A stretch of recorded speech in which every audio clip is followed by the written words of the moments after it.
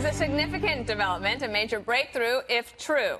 Kim Jong Un is signaling he is willing to denuclearize North Korea if the U.S. agrees to talks. The surprising news came out of a meeting between the dictator and a South Korean delegation. President Trump reacting today with cautious optimism. We have come certainly a long way, at least rhetorically, with North Korea. It would be a great thing for the world. It would be a great thing for North Korea. It would be a great thing for the peninsula.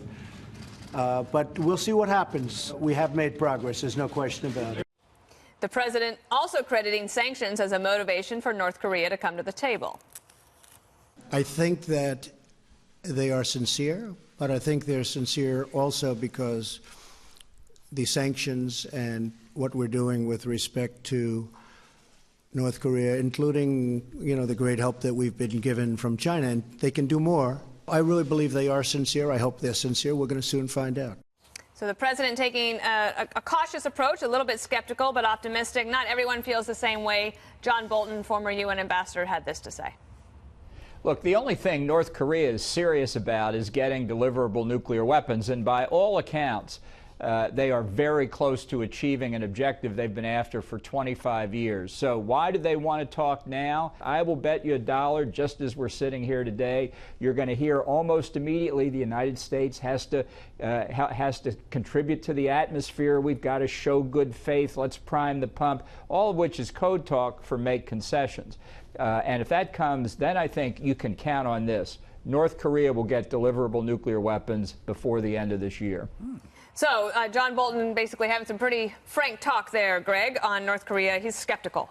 Yeah, and I think it's good to be skeptical. It's good to be skeptical. But even if what North Korea said is baloney, it's actually new baloney. And skepticism should always be where you're from.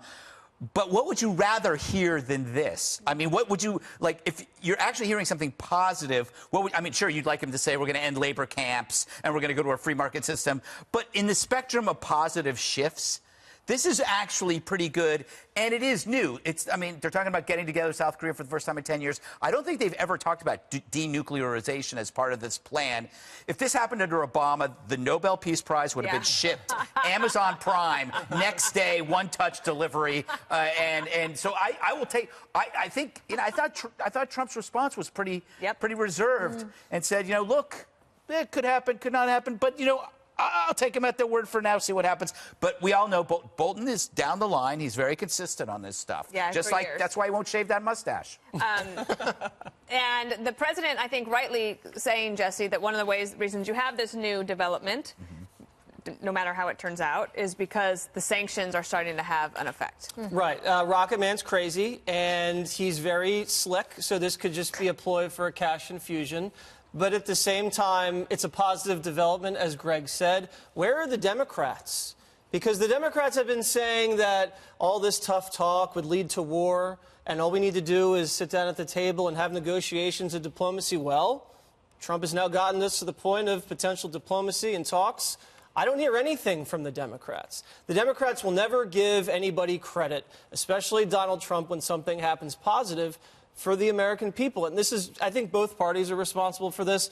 Pelosi, they call the tax cuts crumbs. Harry Reid wouldn't even admit that the surge worked. There were Republicans that wouldn't give Obama credit for killing bin Laden. I get that. But the media said that this would lead to war, the fire and fury in all these war games. So the media should be completely discredited because it led to the opposite. And it's because they don't report cause and effect.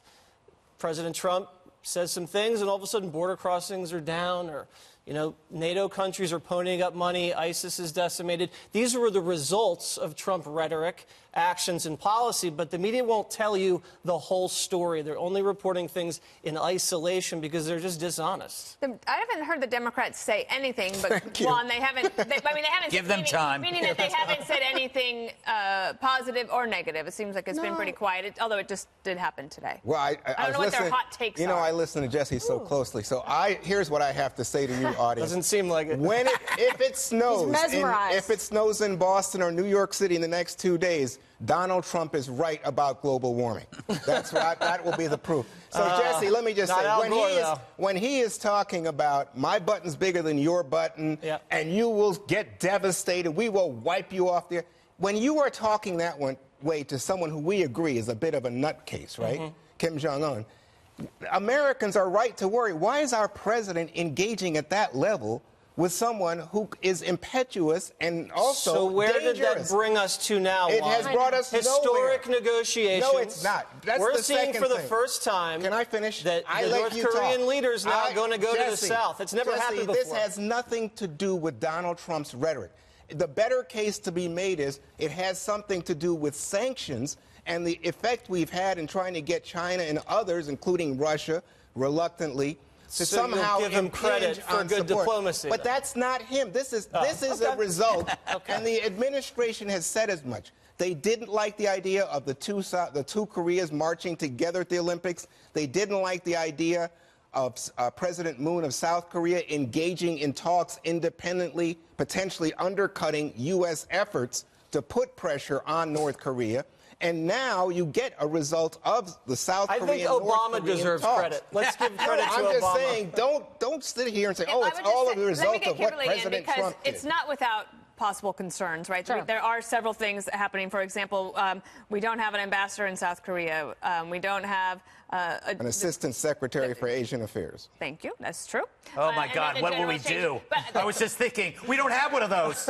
Well, my point is that you have an opportunity for diplomacy here, and so the Trump administration would want to have reinforcements there, especially if one of the goals of North Korea is to split off South Korea from its strong alliance with the United States. That was what I was trying to say. Yeah, well, and well stated. Thank you, so I think this is something very positive that, you know, really the Democrats, Republicans, independents, undecideds, whatever you are, unregistered, I don't know.